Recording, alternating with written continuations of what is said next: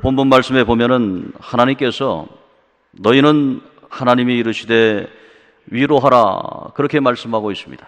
그리고 내 백성을 위로하라 그렇게 말씀하고 있습니다. 위로하라 위로하라 두 번에 걸쳐서 말씀하고 있습니다. 하나님의 아들 예수 그리스도께서는 이 땅에 오신 목적이 위로하기 위해서 오셨습니다. 오늘 우리의 삶도 예수 그리스도를 따르는 주의 귀한 백성의 삶으로서 여러분은 항상 여러분 가정에서 남편은 아내를 위로하고 또 아내는 남편을 위로하고 또 목사님은 성도들을 위로하고 또 성도들은 목사님을 위로하고 그렇게 위로가 넘치는 하나님의 백성이 되어야 됩니다. 위로라고 하는 뜻은 하나님께서 우리에게 주시는 그러한 큰 능력으로 사랑의 권세의 능력으로 어려움 당한 그리고 갈 길을 알지 못해 방황하는 그리고 이 세상에서 홀로 가야 하는 그 어둠의 길을 가는 우리 청년들에게 그리고 우리의 젊은이들에게 그리고 우리의 노년들에게 위로하는 그런 것을 얘기합니다. 하나님만이 우리를 위로해 줄 수가 있습니다. 이 세상에 어떠한 누구도 우리를 위로할 수 없습니다. 이 시간에 여러분들 하나님께서 진정 예수 그리스도의 그 귀한 독생성자 그분을 이 땅에 보내시고 그 아들까지 아낌없이 우리를 위해 주셨는데 하나님께서 우리에게 더 큰 것으로 더 모든 것으로 우리에게 주실 줄로 우리는 믿음을 가지고 살아가는 것입니다. 2절의 말씀에 보면은 너희는 예루살렘의 마음에 닿도록 말하며 외치라 그렇게 말하고 있습니다. 노역의 때는 끝났다. 싸우고 힘들고 고통받던 때는 끝났다. 그 죄악이 사함을 받았다라고 말씀하고 있습니다. 오늘 여러분들은 어떻게 생각하십니까? 여러분은 하나님 앞에 나와서 예배드리는데 나는 하나님 내가 이런 일을 했어요. 하나님 나는 하나님 앞에 정말 의인입니다라고 나오는 자들이 누가 있겠습니까? 오늘 우리는 이 세상 살아가면서 다 죄인입니다. 저는 부족합니다. 하나님 앞에서 여러 가지로 정말 부족한 죄인이 주 앞에 나왔습니다. 주님, 저의 죄를 용서해 주옵소서라고 나오는 것입니다. 그럴 때 하나님께서는 노역의 때가 끝났고 너희 죄악을 용서받았느니라 사죄의 선언을 하는 겁니다. 오늘 이 시간에 여러분들이 하나님께서 여러분의 모든 죄를 다 사해 주셨음을 믿고 마음속에 기쁨이 회복되기를 주의 이름으로 축복합니다. 3절의 말씀을 보십시오. 3절의 말씀에 보면은 외치는 자의 소리여 그렇게 말합니다. 너희는 광야에서 여호와의 길을 예비하라. 이런 말씀, 이 말씀은 세례 요한이 광야에서 예수님의 길을 예비할 때 외친 것입니다. 세례 요한이 광야에서 나 뒤로 오시는 분은 진정 우리를 구원해 주시는 구원자가 오시는데 나는 그분의 신발끈도 풀기에 합당하지 않은 사람이다. 그렇게 세례 요한은 고백합니다. 이 고백은 바로 우리의 고백이 되어야 되겠습니다. 우리 저와 여러분들은 하나님 앞에서 나는 예수님을 드러내야 되는데 내 삶을 통해서 하나님께 영광 돌려야 되는데 나는 너무나 부족한 사람입니다. 나는 이기적인 사람입니다. 나는 정말 내 자신만 생각했습니다. 나의 안위만 생각했습니다. 하나님 용서해 주십시오라고 예수님을 드러내야 되는 겁니다. 예수님만 드러날 때 우리의 가정은 행복해지는 것입니다. 여러분, 이 세상에서 가장 행복한 사람들이 누구겠습니까? 어떤 사람들은 취직만 되면, 취업만 되면 내가 행복해질 텐데, 근데 행복해질까요? 취직했어도 그 이후에 넘어야 할 산들이 많은 것입니다. 아, 내가 결혼만 하면 행복해질 텐데, 결혼이 시작이지 끝은 아니잖아요. 그것이 목적이 아니잖아요. 앞으로 살아가야 될 결혼 생활이 있는 것입니다. 오늘 젊은이들이, 우리 이 땅의 젊은이들이 많이 힘들어하는 게 그거 아니에요. 취직만 하면, 결혼만 하면 내가 정말로 인생을 성공한 것으로 생각하는데 그렇지가 않습니다. 그것은 시작일 뿐입니다. 가정을 어떻게 하나님 앞에 영광 돌릴 것인가? 내가 내 남편을 위해서 얼마나 기도해 줄 것인가? 나는 내 아내를 위해서 얼마나 기도해 줄 것인가? 내 자녀들 위해서 얼마나 기도해 줄 것인가? 기도 외에는 다른 것을 성취할 수가 없어요. 어둠의 세력, 사탄의 세력, 불신앙의 세력, 나누는 세력, 이런 세력은 기도 외에는 나갈 수가 없는 것입니다. 여러분, 오늘 이 시간에 나와서 하나님 앞에 기도하는데 하나님께 정말 저는 죄인입니다. 하나님 저를 용서해 주십시오. 하나님 저를 받아 주십시오. 그렇게 겸손한 마음으로 하나님 앞에 기도하면 여러분 평탄해지는 것입니다. 길이 열리는 것입니다. 산이 낮아지고요, 골짜기가 메워지고요, 하나님의 영광이 드러나는 것입니다. 우리가 생각할 때에 요즘 입시철이기 때문에 수능시험을 보는데 수능시험 볼 때 얼마나 대학을 가고 싶어 할까요? 뭐 예전에는 제가 대학 입시를 볼 때는 대학 가는 사람들이 별로 없어서 그냥 공부를 별로 안 해도 그냥 대학은 갔어요. 그리고 또 모든 것을 갖다가 정원을 또 늘려놔가지고 뭐 3, 40명 들어갈 때 힘들었는데 정원을 뭐 100명, 200명 막 늘려놔가지고 다 대학에 들어갈 수 있도록 하고 졸업정원제라고 해서 그래 했습니다. 그리고 졸업도 하고 취직도 다 됐어요. 취직도 돼서 다 그렇게 살아갔는데 그때는 경제 개발의 시대였어요. 근데 경제가 개발되고 이제는 안정권이 되고 이제는 무한 경쟁 속에서 얼마나 공부를 열심히 해야지 대학 가는지 모르겠어요. 참 제가 청소년들을 바라볼 때 안타까운 점들이 많습니다. 세상에 나가서 경험도 하고 또 여행도 하고 그리고 제가 고등학교 때만 해도 뭐 저 여행도 많이 가고 중고등부 학생회 회장도 하고 또 수련회도 가고 얼마나 많은 그런 일들을 많이 합니까? 봉사활동도 많이 하고. 근데 요새는 그렇게 그런 것도 다 못하고 그런 것을 볼 때에 참으로 안타까움이 있습니다. 근데 그 학생들이 공부해서 가장 가고 싶은 대학이 어디겠어요? 전 세계적으로 하버드 대학이 가장 좋은 대학 아니에요? 근데 그 하버드 대학을 졸업한 사람들, 그 사람들을 연구해 봤어요. 조지 베일런트 박사가 W 그랜트 연구라고 해서 백화점 재벌인 그랜트의 후원을 받아서 1930년 가을 학기 하버드 입학생 268명의 삶을 조명해 봤습니다. 그 72년을 추적했어요. 그래서 2002년에 그 사람들의 삶을 다 조사해 봤습니다. 지금 한 80대 정도 되는 사람들입니다. 인생을 하버드 대학을 졸업하고 72년 동안 어떤 삶을 살았는가? 한 가정이 있었습니다. 그 한 가정에 유복한 가정이었어요. 동화 속의 가정처럼 행복한 가정이었어요. 아버지는 사려가 깊고 어머니는 온화하고 예술 감각이 뛰어나고 고매한 인격을 가지고 지성이 그리고 훌륭한 판단력과 건강하신 그런 어머니였어요. 그 두 사이에서 아들이 태어나죠. 그 아들은 모범적인 인재였습니다. 정말 빛나는 그러한 존재였습니다. 훌륭한 인재였습니다.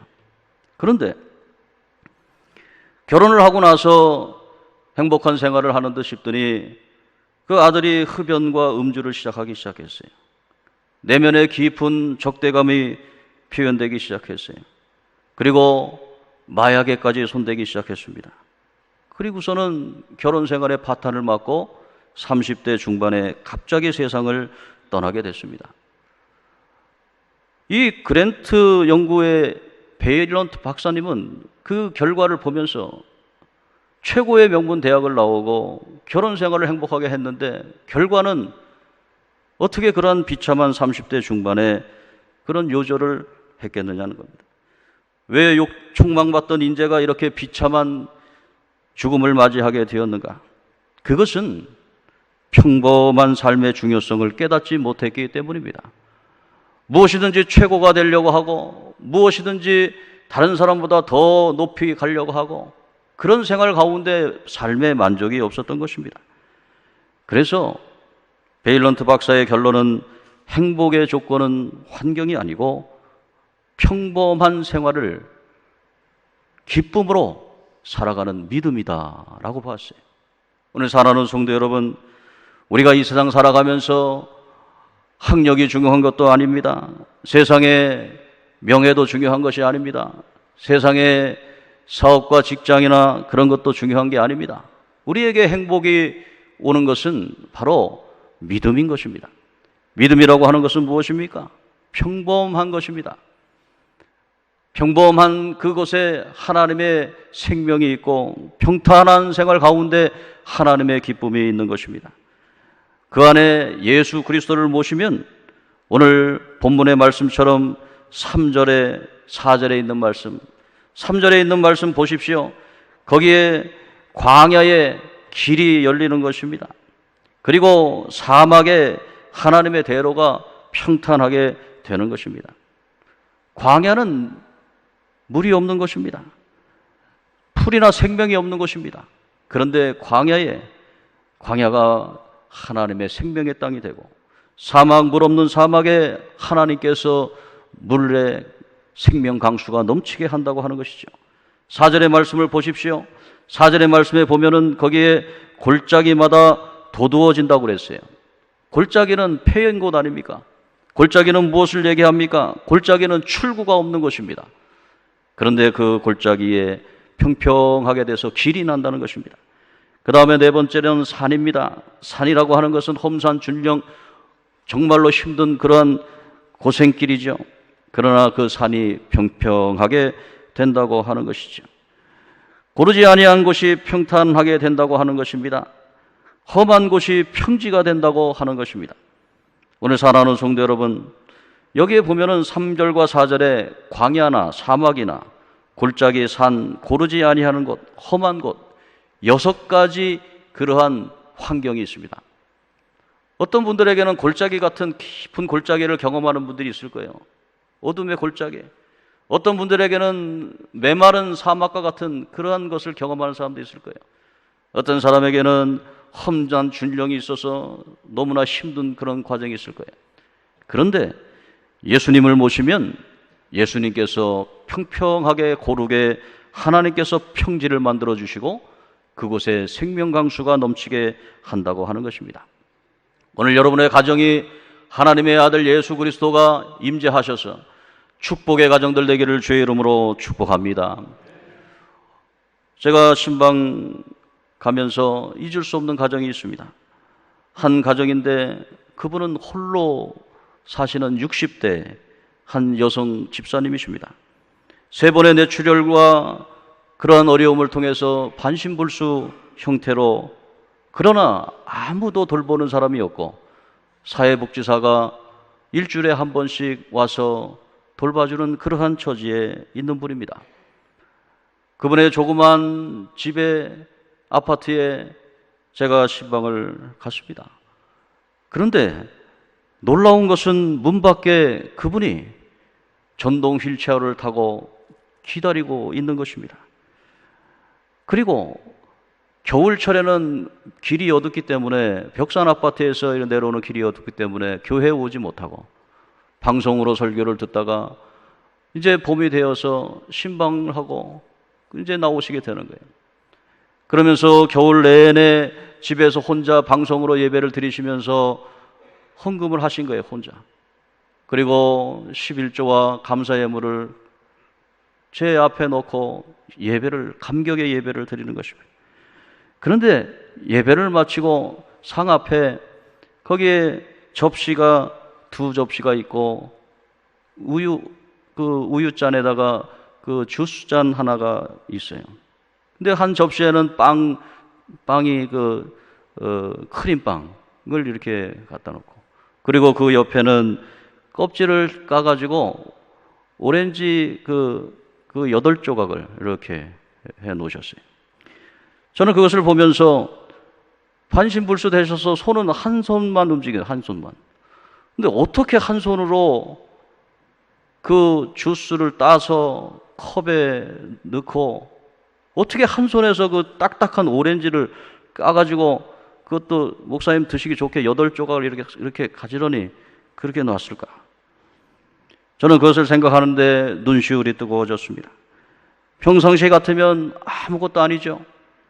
우리가 두 손 두 발이 다 할 때는 얼마나 간단한 것입니까? 주스 따서 거기다 놓고 오렌지 까고. 그런데 3번의 뇌출혈을 거치고 반신불수가 된, 그리고 전동 휠체어로 움직일 수밖에 없는 그 60대가 넘은 홀로 사는 한 여인, 그 집사님의 상차림을 통해서 주님 앞에 제1교회의 한 주의 종, 하나님의 종은 눈물로 기도를 해주는 것입니다. 오늘 사랑하는 성도 여러분, 우리가 평범하게 산다고 하는 것이 얼마나 행복한 것인지 오늘 여러분들은 하나님 앞에 정말로 감사의 기도를 해야 되는 것입니다.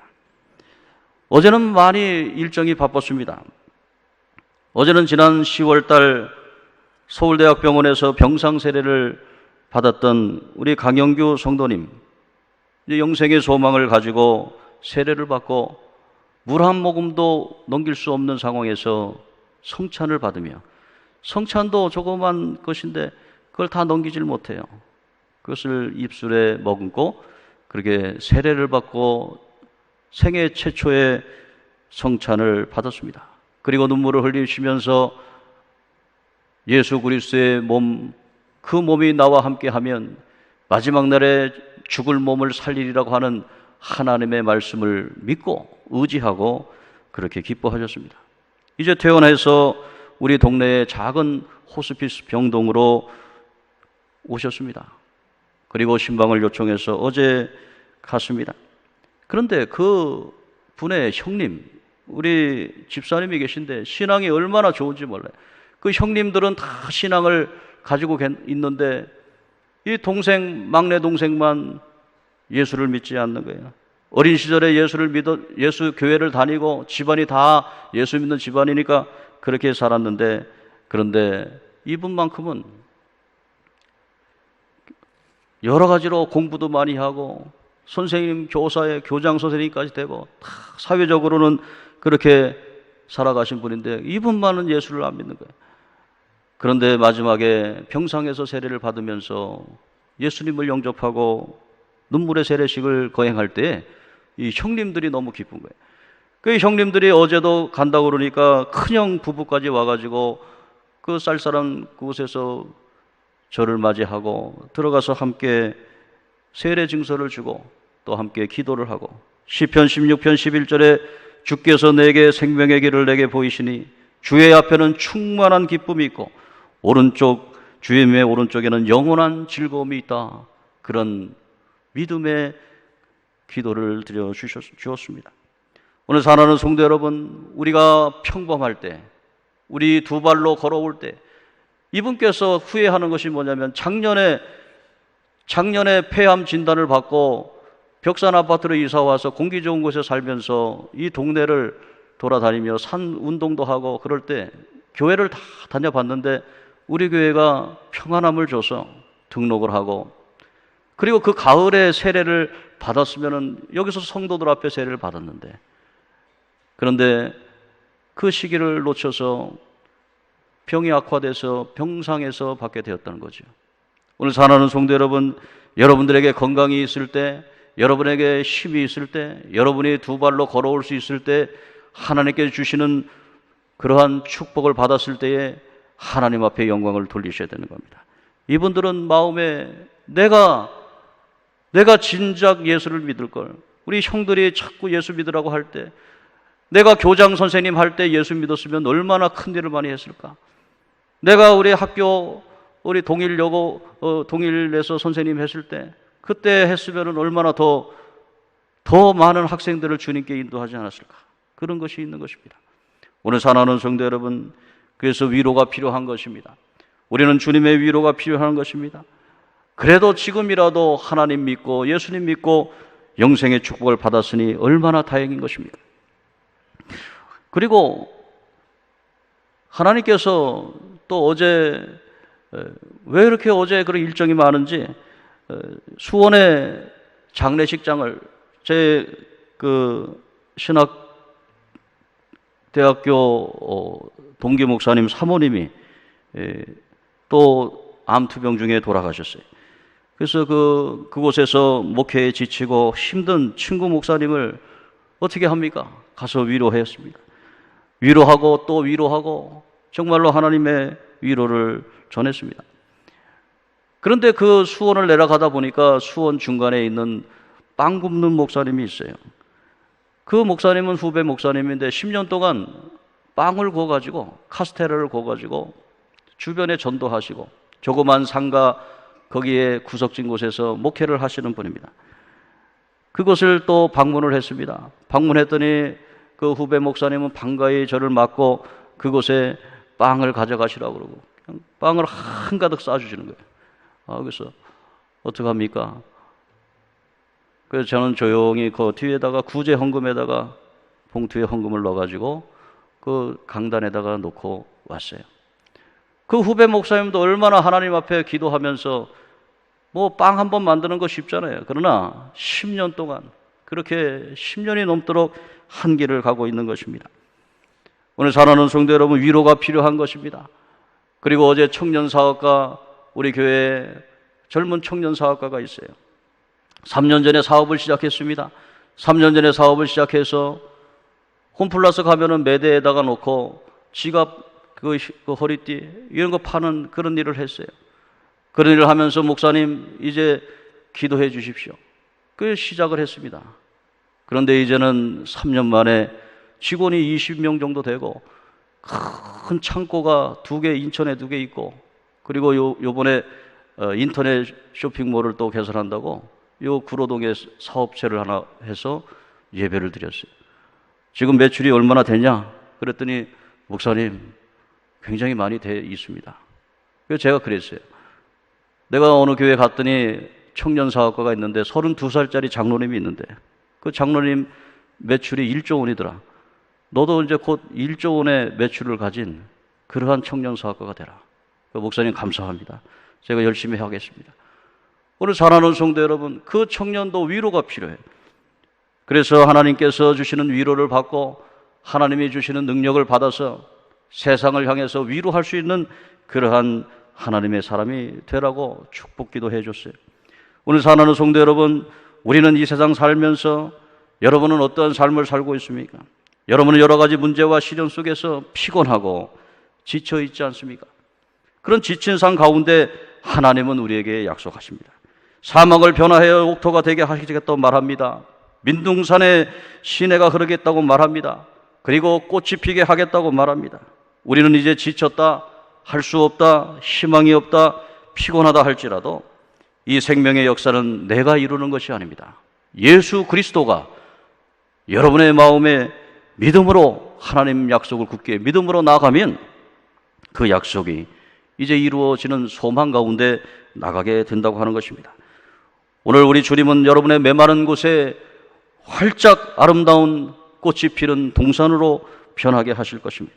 믿음과 소망과 사랑의 꽃을 피어나가는 축복의 장소로 여러분의 가정을 일으킬 것입니다.